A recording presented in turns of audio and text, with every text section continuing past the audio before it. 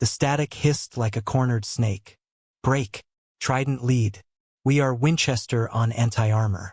Eagle is down. I repeat, Eagle is down. We are pinned in the serpent's tooth, taking effective fire from 3 sides. The voice, strained but steady, crackled through the speakers of the Tactical Operations Center. On the main screen, a satellite feed, already grainy from the encroaching weather front, showed a cluster of heat signatures hunkered down in a rock formation that looked like a jagged, broken jawbone. Red icons, representing enemy positions, blinked with malevolent rhythm on the ridges above. Colonel Madsen, his jaw tight enough to crack walnuts, paced in front of the display. Where are my Vipers? I want guns on those ridges now. A major, headset clamped over one ear, pointed to a swirling mass of ochre and brown encroaching from the west.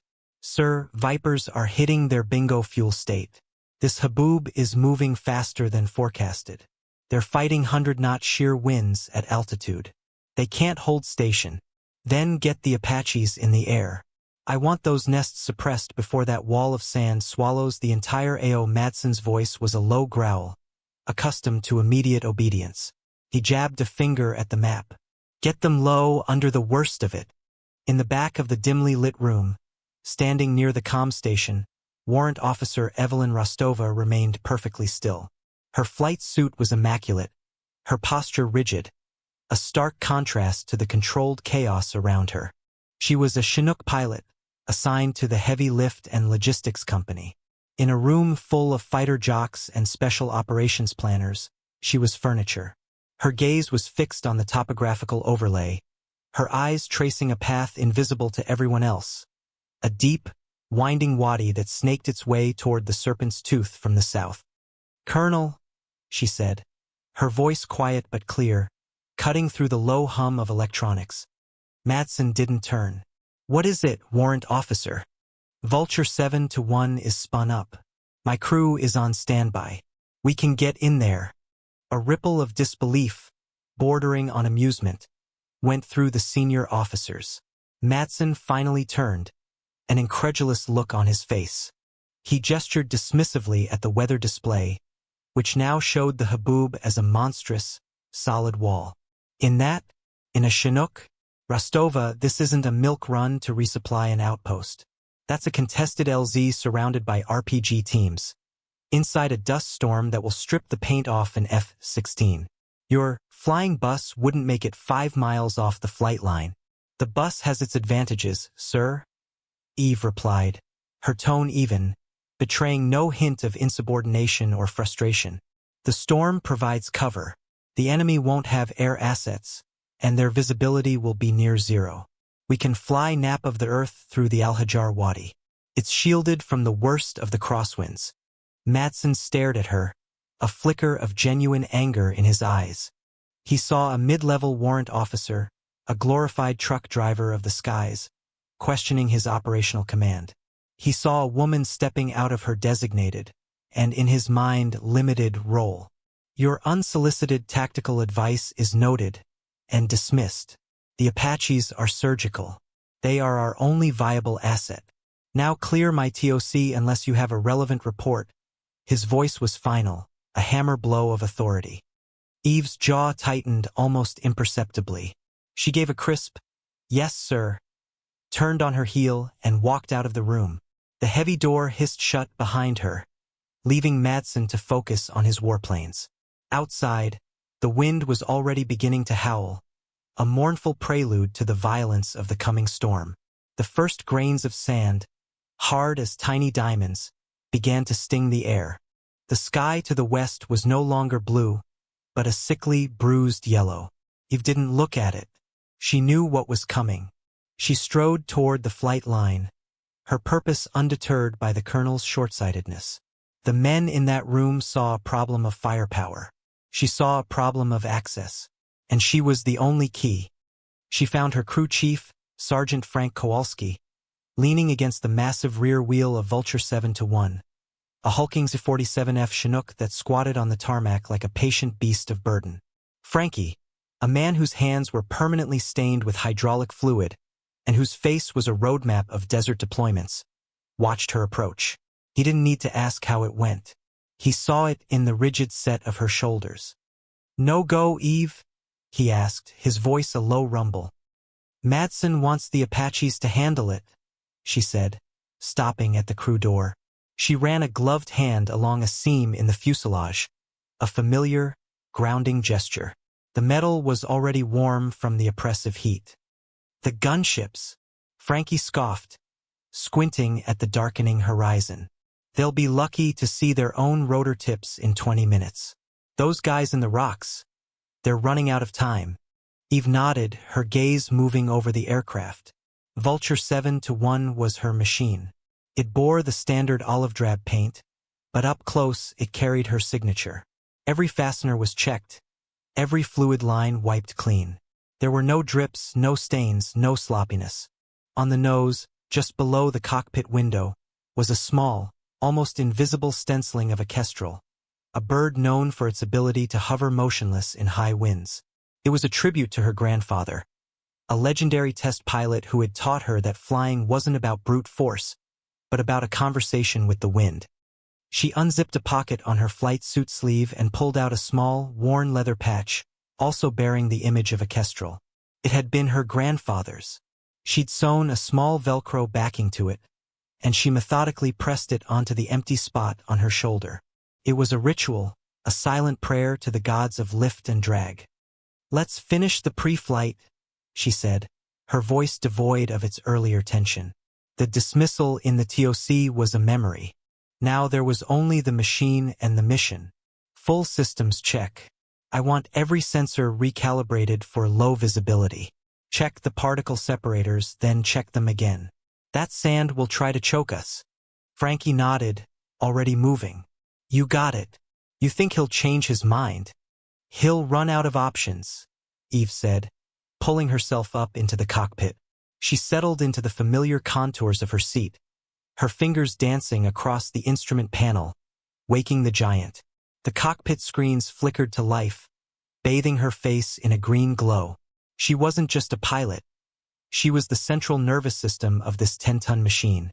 She could feel the subtle shifts in its balance, hear the faintest change in the harmony of its engines and transmissions. From the TOC, the comms chatter grew more desperate. "Viper 1-1 is RTB. I can't fight this air. We're blind." Another voice, younger, more frantic. "Apache 2, taking heavy ground fire. My TADS is shorting out from static discharge. I'm bugging out." Madsen slammed a fist on the console. "Damn it. Get me a solution." His communications officer, a young lieutenant, hesitated. "Sir, Vulture 7-1 is the only aircraft left on the pad rated for this kind of particulate density. Warrant Officer Rostova, she's still ready." The colonel's silence was a physical weight in the room. Every eye was on him. He looked at the screen, at the SEAL team's icons, now flickering as their comms began to degrade. He looked at the monstrous, advancing wall of sand that had defeated his top-tier assets. He was out of options. His pride was a luxury he could no longer afford. He keyed his microphone, his voice gravelly with defeat. "Vulture 7-1, this is Valkyrie Actual. You are cleared for launch.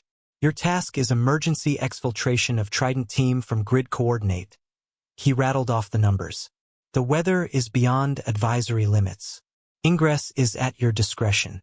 Godspeed, Rostova." He cut the transmission before he could say anything else, the words tasting like ash in his mouth. In the cockpit of Vulture 7-1, Eve listened to the order without a flicker of expression. She keyed her own mic. "Frankie, strap in. We're a go." Through the intercom, Frankie's voice was calm, a rock in the storm. "Ramp is up and locked. We're green across the board. Eve, let's go get M." Eve's hands moved with an economy born of 1,000 hours of flight time. She brought the twin turbines to full power, the distinctive wop-wop of the massive rotor blades cutting through the rising shriek of the wind. The entire airframe vibrated, a caged animal eager for release. With a final glance at her instruments, she pulled the collective. Vulture 7-1, a machine built for utility, not grace, lifted off the ground with the impossible lightness of a dragonfly. It hovered for a moment, a dark shape against the apocalyptic sky, and then pitched forward, accelerating not away from the storm, but directly into its churning, sand-choked heart. The men on the flight line watched it disappear into the brown maw within seconds, swallowed whole. The transition was brutal. One moment, they were in the hazy air of the FOB. The next, they were inside a sandblaster. The armored windscreen went from translucent to opaque in a heartbeat. The world outside reduced to a roaring, abrasive brown. The noise was deafening, a constant, high-pitched scream of sand particles scouring every inch of the fuselage. Inside the cockpit, the green glow of the instruments was the only universe. Particle separators are working overtime, but they're holding. Frankie yelled over the intercom, his voice tinny against the external chaos. Forward transmission temp is climbing a couple degrees. Copy that. Keep an eye on it, Eve replied, her voice unnaturally calm. Her eyes weren't on the useless windscreen, but on her multifunction displays. One showed a synthetic terrain overlay, a green and black wireframe model of the world she was flying through blind. The other showed her Doppler radar and flight data, numbers and symbols shifting with dizzying speed. This was what she had trained for. This was the conversation her grandfather had talked about. Not with gentle breezes, but with a raging, elemental force. She wasn't fighting the storm. She was using it. Her hands on the cyclic and collective were loose, her feet light on the rudder pedals. She felt the surge of a crosswind try to push her sideways and bled off a little power from the aft rotor, letting the Chinook's nose crab into the blow, neutralizing it. She wasn't muscling the aircraft. She was dancing with it. Entering the Wadi approach, she announced, more to herself than her crew. On the synthetic terrain display, the wireframe canyon walls began to rise on either side of them. The flight path she had traced in her mind was now her only reality. Back in the TOC, they could only watch a single, lonely icon crawl across their map. "She's in the Wadi," the major said, his voice laced with disbelief. "Altitude, 20 feet. Airspeed 80 knots. She's flying by instruments and memory." Colonel Madsen stared at the screen, his face a mask of stone. He had sent her to her death, and she was defying him. He had called her machine a bus, and she was driving it like a Formula One car through a tunnel, in the dark. The red icons of the enemy positions were static. They were blind, just as Eve had predicted. They had no idea a 10-ton helicopter was screaming towards them just feet above the canyon floor. The ride in the belly of the Chinook was a specific kind of hell. The two-door gunners, young airmen barely out of their teens, were strapped into their seats. M240s pointed out into the brown nothingness. They couldn't see, but they could feel. The aircraft bucked and yawed, not with the sickening lurch of turbulence, but with sharp, deliberate movements. Felt less like flying and more like slalom skiing. Eve's focus narrowed to a razor's edge. The canyon twisted, a serpentine scar in the earth. A normal pilot would fly high above it. A hotshot attack pilot might try to follow its contours in clear weather. Eve was doing it blind, the rock walls sometimes only yards from her rotor tips. Her flight plan was a ghost in the machine, a digital path she had to trust with her life. "Left turn, 30 degrees, in 3-1 now," she murmured, banking the heavy aircraft with a smoothness that defied its size. The G-force pressed them all into their seats. The wireframe on her screen showed the canyon wall rushing past her port side. The clearance was less than 50 feet. "Jesus!" Frankie breathed over the intercom. He'd flown with her for 2 years and had seen things that bent the laws of physics, but this was different. This was pure instinct fused with technology. "Trident lead.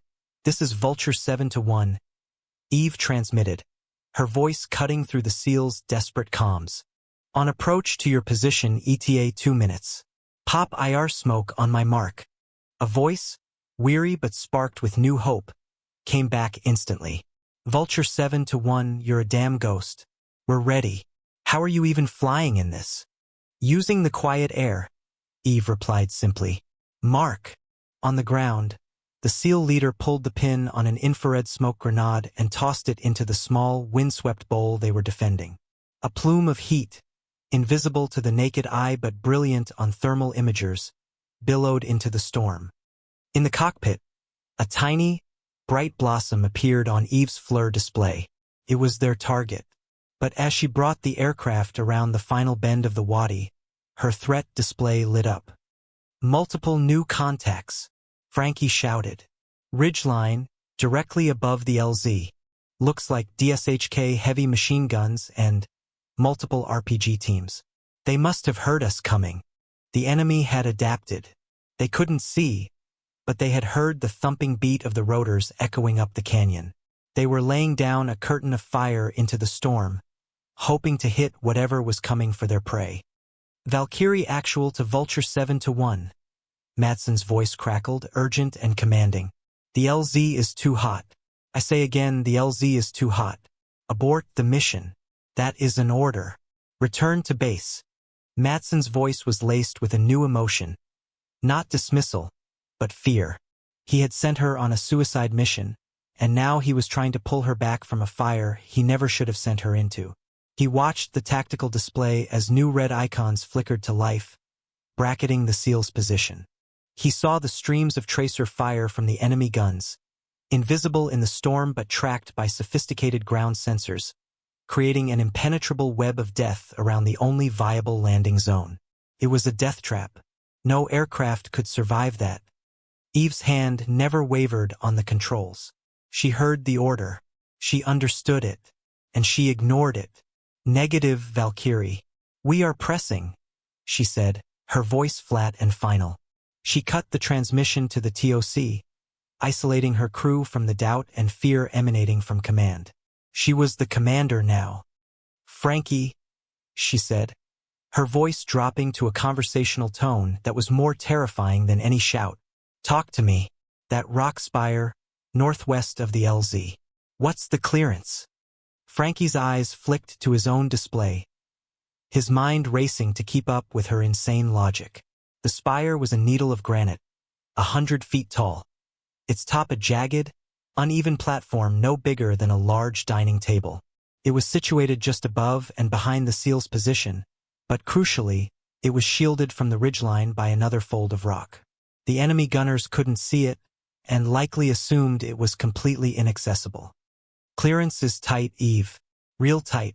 The rotors will overhang the cliff face on both sides. Wind shear off the peak will be unpredictable. It's not a landing zone. It's a goddamn balancing act. It is today, Eve replied. Gunners, stand by. We're not landing. We're perching. On my command, I want you to use the rotor wash. Understand? The two young gunners exchanged a look of sheer terror and awe. Use the rotor wash? It was a theoretical technique, a bar story, something you'd see in a simulator but never dare in real life. The twin rotors of a Chinook generated a hurricane-force downblast. Directing it was like trying to aim a tornado. Understood, ma'am, they chorused back, their fear replaced by a surge of adrenaline. Eve eased back on the cyclic and pulled more power into the collective. The massive helicopter slowed, its nose pitching up. She bled off forward momentum until Vulture 7-1 was hovering, a behemoth treading air in the heart of the storm. The enemy fire, undirected, ripped through the air around them, a deadly lottery. She was a ghost, and now she would become a statue. Slowly, carefully, she began to ascend vertically, using the jagged rock face as a shield. Her world shrank to the hover display and the feel of the wind fighting her through the controls. Up she went, the turbines screaming in protest as they lifted 50,000 pounds of metal straight up into the turbulent air. To the SEALs below, the sound was terrifying and beautiful. The rhythmic wop-wop of the rotors grew from a distant drumbeat into a deafening, soul-shaking roar that seemed to come from the very rock around them. They couldn't see anything, but they could feel the pressure change, the air growing thick and heavy.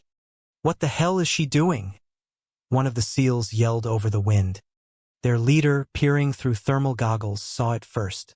A monstrous shape resolving out of the sand-filled chaos above them. It wasn't landing. It was climbing the cliff face beside them. Get ready to move, he bellowed. To the ledge. Go. Eve brought the Chinook to a dead stop, hovering 50 feet above the rock spire. Frankie, talk me down. 10 feet to the spire. Frankie's voice was a lifeline of calm. Drifting slightly port. Correcting, you're good. 5 feet. Easy, easy, 3, 2, contact. There was a jarring shudder as the two rear wheels of the Chinook touched the uneven surface of the rock pinnacle. The front of the helicopter hung out over a 1,000-foot drop. The rotor blades, spinning furiously, cleared the cliff faces by mere inches. It was a maneuver of such breathtaking audacity and precision that it bordered on madness. Wheels down, holding on the collective, Eve stated, her muscles screaming as she balanced the aircraft on a knife's edge of power and gravity. Frankie, drop the ramp. Ramp is coming down. The huge rear ramp of the Chinook lowered, its edge extending out over the abyss until it was angled down towards a narrow ledge just 20 feet below the spire. It formed a steep, terrifying bridge from the SEAL's besieged position to the belly of the helicopter. Trident lead, the bridge is open. Get your men aboard now. Eve's voice barked over the radio. The SEALs didn't hesitate. Scrambling from their cover, they sprinted for the ledge. As the first man reached the ramp, the enemy on the ridge finally realized what was happening. They had a target. The streams of heavy machine gun fire, previously wild, began to converge on the sound. Bullets sparked off the rock around the ramp. An RPG streaked out of the brown murk, exploding against the cliff face a dozen yards below the helicopter, showering them with rock fragments. They've got us zeroed, the SEAL leader yelled, pushing his men up the ramp. We're taking fire. Gunners, Eve commanded. Execute. At the side doors, the two airmen pivoted their M240s, not towards the enemy, but downwards. They fired short, controlled bursts not at the ridge, but into the loose scree and sand at the base of the cliff below them. Simultaneously, Eve did something that would have made any flight instructor's heart stop. She dipped the nose of the Chinook slightly, directing the full, furious power of the twin-rotor downwash forward and down, straight at the enemy ridge. The effect was instantaneous and biblical. A solid wall of sand, rock, and debris, a localized, man-made haboob, was blasted up from the canyon floor and hurled at the enemy positions. It was a physical blow, a 10-ton wave of earth moving at over 100 miles per hour. The enemy gunners, who had been concentrating their fire, were suddenly blinded, choked, and physically battered by a maelstrom of their own terrain. Their firing became sporadic, then ceased altogether. They weren't shooting. They were trying to breathe, trying to find cover from an enemy they couldn't even comprehend. Inside the Chinook, it was chaos. The airframe groaned under the strain of the unbalanced perch. Bullets pinged against the fuselage. The SEALs scrambled up the steep ramp, hauling their wounded comrade, Eagle, with them. 4 aboard. 6, 8. Frankie counted them off, his voice a steady rhythm against the cacophony. That's everyone. Eagle is hit bad, but he's alive. All souls on board. Eve, we have them all. Ramp coming up, Frankie yelled, hitting the control. Hold on. Eve's voice was a whip crack. The ramp began to rise. With the last SEAL safely inside, she didn't gently lift off. She shoved the cyclic forward, pitching the nose down over the abyss, and essentially fell off the rock spire. For a terrifying second, the Chinook plunged downwards, the bottom dropping out of everyone's stomach. Then, with the engines screaming, she caught the air, converting the dive into furious forward momentum, and shot back down the wadi, disappearing into the storm as quickly as she had arrived. The TOC was a tomb of silence. They had lost the Vulture's data feed the moment it went behind the rock spire. All they had was the audio from the SEAL team's comms, the shouts, the gunfire, the unbelievable report of a helicopter perched on a rock needle. Then silence. For 60 agonizing seconds, there was nothing but the hiss of static. Madsen stood frozen, his face pale, the weight of his decision crushing him. He had sent 9 men to their deaths. First the SEALs, then the flight crew who had tried to save them. Then, a voice, clear and strong, broke the silence. It was the Trident team leader. Valkyrie Actual, this is Trident Lead. Be advised, all Trident elements are secure aboard Vulture 7-1. We are out of the hot zone. A collective, shuddering sigh of relief went through the room. The major slumped against a console, grinning like a madman. The young lieutenant who had suggested Eve pumped a fist under his desk.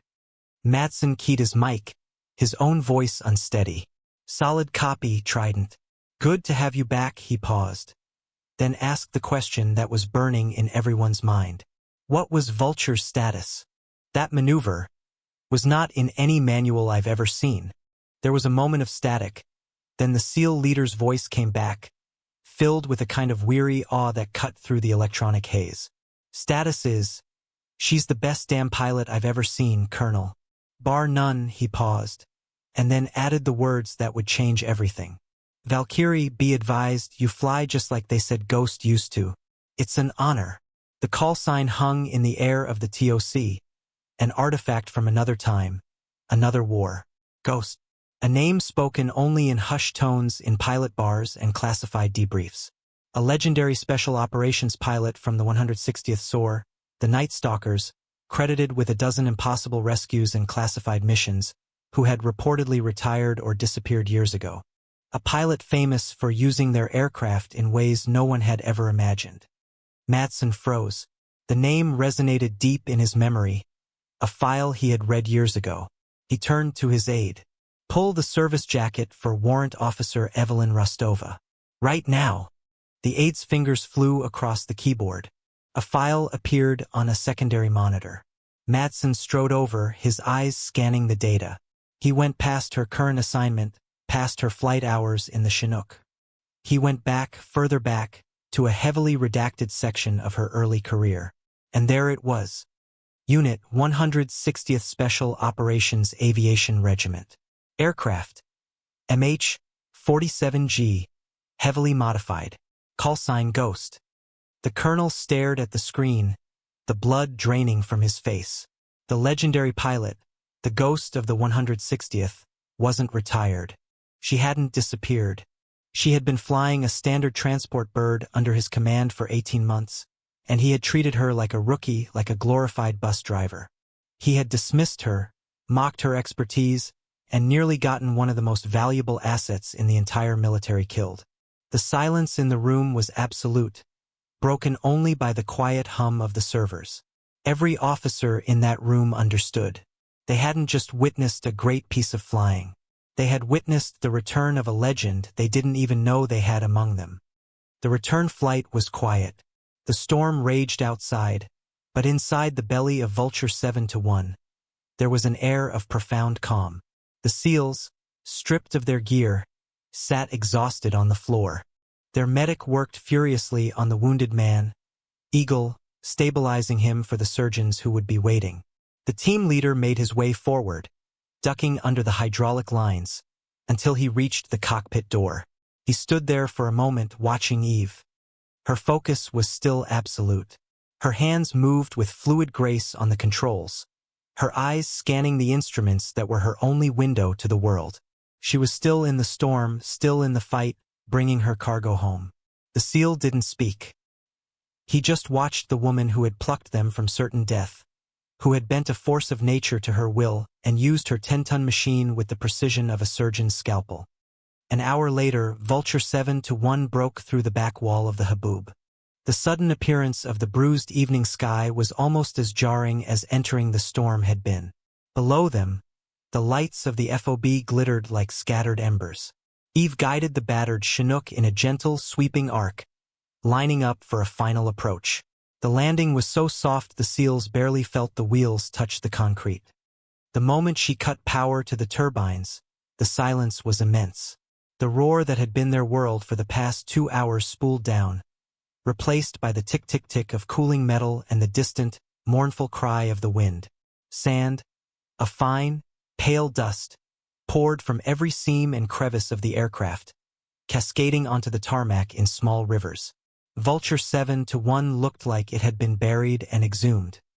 Eve began her shutdown sequence, her movements as precise and unhurried as they had been during pre-flight. The emergency crews were already racing towards them, ambulances and fire trucks converging on the landing pad. The main ramp lowered, and the SEALs began to disembark, carrying their wounded teammate. Colonel Madsen was there, standing at the edge of the circle of light cast by the floodlights.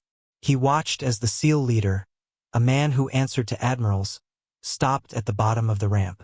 He looked up toward the cockpit, then walked to the side of the aircraft. He placed his bare hand flat against the sand-scoured fuselage, a gesture of profound, silent respect for the machine and its master. He held it there for a long moment, then turned and followed his men toward the waiting medics. Eve finally emerged, pulling off her helmet. Her face was streaked with sweat and grime, her eyes weary but clear. She didn't look at Madsen. She didn't look at the crowd of onlookers who had gathered. Her eyes were on her aircraft. She began her post-flight walk-around, her hand tracing the same seam she had touched before the flight. It was covered in a new layer of grit. She ran her fingers over a fresh scar on the belly of the aircraft where a bullet had gouged the metal. Frankie joined her, his face a mask of exhaustion and exhilaration. Transmission temps spiked but held steady on the way back, he reported, his voice raspy. The particle separators are completely shot. We'll be cleaning sand out of this bird for a month. But everything else held. You did it, Eve. We did it, Frankie, she corrected quietly. She looked up at the massive rotor blades, now still and silent, dark against the twilight sky. They were scored and pitted from the sand, but they had not failed. Finally, Madsen approached. He stopped a few feet away, the insignia on his collar glinting in the harsh light. The usual arrogance was gone from his face, replaced by something Eve had never seen there before. Humility. He opened his mouth to speak, then closed it. What could he say? Sorry I underestimated you? Thank you for disobeying my direct order and saving my career? The words were inadequate, hollow. Instead, he simply stood there, a silent witness to her quiet competence. After a long moment, he raised his hand in a slow, formal salute. It wasn't the perfunctory gesture of a superior to a subordinate. It was a salute of genuine, hard-won respect. Eve met his gaze, held it for a second, and then returned the salute with a crisp, economical motion. She offered no smile, no sign of triumph. The mission was over. Her men were safe. Her aircraft was home. That was all that mattered. She turned away from the colonel and back to her Chinook, placing her own hand on its skin, next to a deep gash near the crew door. The metal was still warm. The dust of the storm settled around them, muffling the world in a blanket of quiet dignity. The legend of Ghost was alive, not in a redacted file or a bar story, but here on a windswept tarmac, in the silent bond between a pilot and her machine.